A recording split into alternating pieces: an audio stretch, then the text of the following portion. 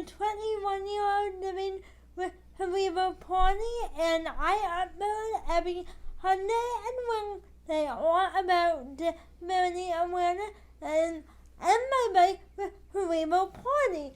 So if you want to learn more about that, please hit the red subscribe button right down here. In today's video, we are going to be talking about how I got a job. Yeah. Got a job. I finally got a job behind this wonderful hobby of mine that we make on the internet, YouTube. But yeah, I got a job, and one of my Instagram followers was asking me about like how it works, and everything like that. So I'm gonna do my best to answer to the best of knowledge. We are certainly not experts at all. But we are going to be answering to the best of our ability. So what's the topic again? Working with a disability. Working. Yep. As far as my payment, exercise, accommodation in the workplace, my recommendations on how to meet all that, and stuff like that. I did do a video about the involunteer form, however, that's about different, so that's something you're looking for me down below. But the first thing I want to mention... Aren't you going to introduce me? Oh, I assume everyone knows who this weird guy next to me is. But if you don't, if you're new here, this is my dad. He pretty much been in for all the middle stuff in my life. All the stuff. 18. All the processes. I'm in for a lot of things. Yeah. But Dad knows about the process. Anna does most of it now. Yeah. But as she's grown up, as it grows up, I do less and less, which is great. Right. So the first thing I want to address is how does somebody with a disability get a job? And there's a variety of different ways that you can do this. So I'm going to list them all here, and whatever applies to you is great. One would be volunteering. I consider that a job because you are going to a workplace when you say that. Yeah, or you could potentially do it online. Yep. But yeah, you're helping out. You're doing work whether you're paid or not. So yeah. I did that Yeah. for a while, and then the next thing is vocational recreation.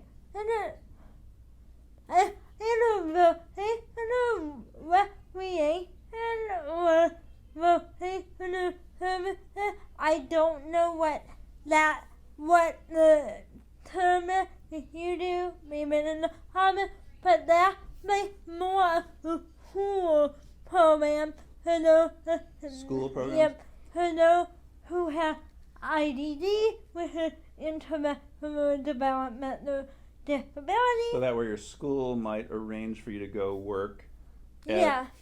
at a factory or an office or a Yeah. grocery store or something, right? Right, or a bowling alley or a hotel doing simple middle tasks, but still having the IP services that you have had K through 12, without needing that until you're 21. Yeah, and that was something your high school had, which was, I don't know Right. how many high schools have that, I have no idea, but it was kind of cool. So you graduate from high school, right? Right. And then you have the option to just leave and be gone, or say, hey, we'll keep you in our program. You're out of school, but we're going to send you and arrange for you to Right. help you get some work Right. that will be good for you and good for the employer because you can help out. Right, Right? and then Yeah. once you finish that program, you can go into a better program and work for a company that hires disabled people and run like a coffee shop, or most of the time it's my experience. Coffee shops? Yep. Oh, really? We have here in my local area, one being Pioneer Bakery, another a middle hand in the middle of parking lot, and then unfortunately one of them shut down. For pandemic, probably. Yep, That was and tough. went under. But at those places, you basically run on the operation. Like every employee there has intellectual development ability, and you have a lab help that can help you. Job coach? Yep, learn like appropriate manner or make any accommodation you need in the workplace. Now that's not the path I went down directly, but my path is very similar. So I recently joined I recently joined a local advocacy society. Called in my local area. It's called St. Louis Region People First. St. Louis Region People First. And we talk to meditation and everything like that about changing law. Kind of like if you've seen the movie Hip Camp. What is it? Hip Camp. Something camp? Hip. Like I'm Hitler. Cripple camp? Hip. Crip camp? Uh-huh. Crip camp. With a great movie about disability advocacy that when the ADA supported. But we basically do that. We were a lawmaker. Kind of lobby and try to talk them into doing the right thing. Yeah. For disabled people. That's cool. And I am part of that group, and they were offering a program to University Memorial in the city, where I could take the training on advocacy and planning your life as a future adult with disability, and paid to help other people plan their life and advocate for their needs. Whether that be home, like college, university, or in a workplace, or even in home care, depending on who you are and what your situation is. So I took that training and got certified and all that, and will now be taking on that career online and have an advisor here in my local area to help me with whatever. So, he type of career that everyone could have with a disability depending on your variation. Now, we're really fun for it. For those who might be making money. Mm-hmm. So, Dan, you want to talk about what SSI is? Yeah, so SSI, and some of you may, if you qualify for Medicaid or Social Security disability, in some way you may get income from the government for that. And then, as you probably know, if you make other income, sometimes that will offset the Social Security income. So you have to be cautious. Not necessarily cautious. As long if you develop an opportunity that is going to give you consistent income over time, that's great. Because that's what you want. That's what you want, and that's what Social Security people want too. Is for you to find a way to support yourself and get off of their income. But so the only thing is if you find an opportunity to make some money, and you think it may not be consistent, it might be kind of short term, you want to be a little cautious about how it's going to affect your Social Security income, because you wouldn't want Social Security to see that new money you're making and then suddenly say, well, we're not paying you anymore, or we're paying you a lot less. Right. And then if your new income goes away, suddenly you don't have that Social Security income that you really needed. Right. And so there's these, you just want to be careful about it and talk to somebody who understands that kind Yep. of thing, so that they can advise on how to make sure that you don't get caught having timing issues with Social Security, catching up with the fact that you maybe made money and now don't make money. Anyway, that's where you're heading, Yep. right? Well, I remember when I heard about the opportunity, what I consider an opportunity of a lifetime, I want to do more advocacy work. I thought, why not? And I also thought it would be a beautiful opportunity for the YouTube channel. However, I wouldn't thought if it would work with my benefits, even though they had it word I'm because I'm, for those of you who know me personally, I do not like to spend money at all, and I know a math. She's cheap. And I know about me where everything's going. Every penny, Oh. every hour of every day, she Oh. knows exactly where it is. I wanted to make sure that I wouldn't get myself in trouble by doing this.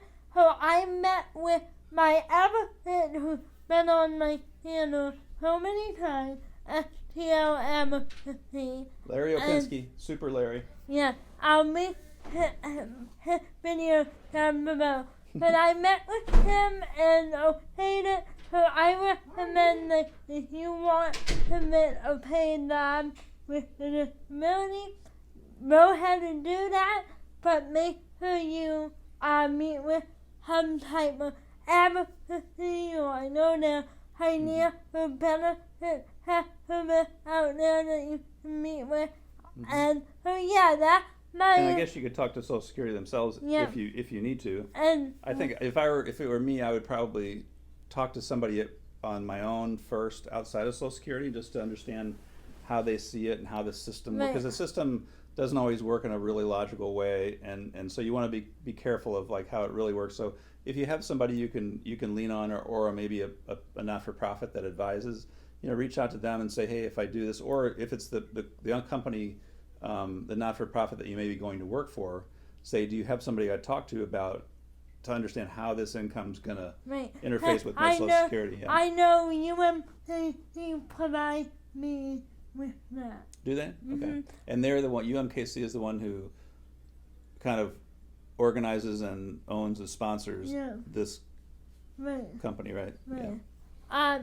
So they provide me with a benefit they want, but I went ahead and talked to another person too, so I had two different so with that a possibility for you to go ahead and do that. And I think what's important, is also not to just ask the question, well, if I start making, $300 a month, what's that going to do to my benefits? That's one question. But another question is, what if I make $300 a month for 3 months and then it disappears? Right. Then what happens? How quickly will Social Security readjust? Will they readjust? What are the risks? Just make sure you don't get surprised. That's the deal, right? Yeah. That's the deal. And then now that we talked about the money part, I want to touch on the very last point with the accessibility and caregiving and and accommodation within a workplace. So for a lot of people, that's been a different. But I can you two examples of things that I volunteered and now I'm doing this. So the first thing that you can do is ask the company or work for a company that has some type of disability experience. For example, the place I volunteered at was my horseback riding board for disabled people.